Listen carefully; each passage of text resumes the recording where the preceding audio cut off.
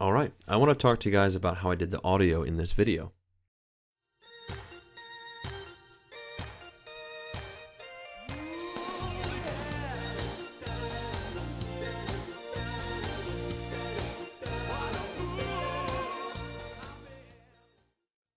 First of all, I'm on the DeWolf Music website, and I'm looking for tracks that might work well with this video. Specifically, I'm looking for something that has a television sitcom vibe, maybe something from the 80s or 90s.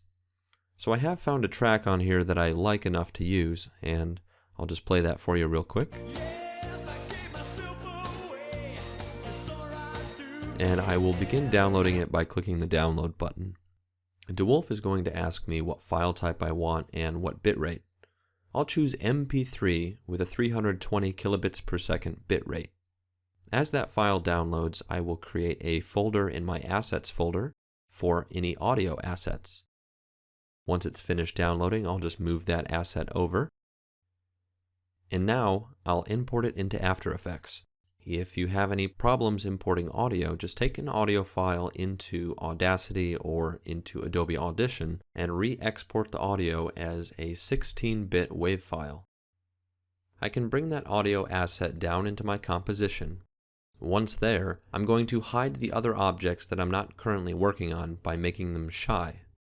If I hit L, I'll pull up the Levels property for an asset with audio, and I can expand the waveform section to actually preview the audio while I'm working. I can do a RAM preview by hitting the 0 button on the numpad, but I can also do just an audio preview by hitting the period button on the numpad.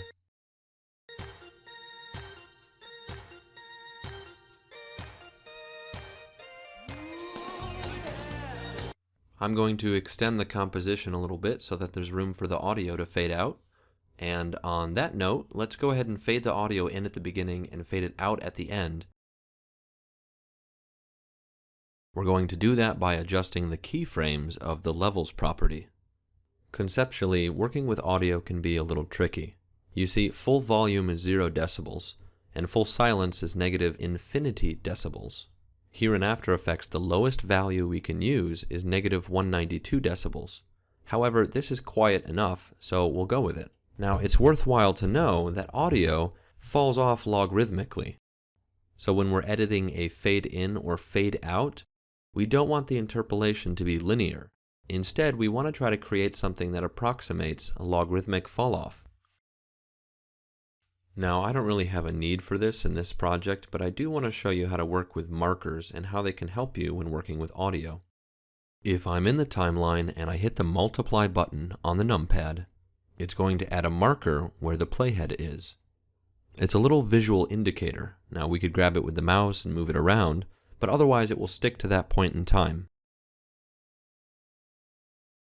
If I have a layer selected when I add a marker, the markers will be attached to that specific layer. I can even add markers during RAM preview playback. That way I can tap on the beat and then we can see in the timeline the rhythm of the song. This obviously makes it much easier to line up motion with the beat of the song. You can also double-click on any marker and add a comment to it. After doing so, that comment will appear in the timeline. And that's enough to get you guys started working with audio inside of After Effects. Now go create something cool. Thanks for watching.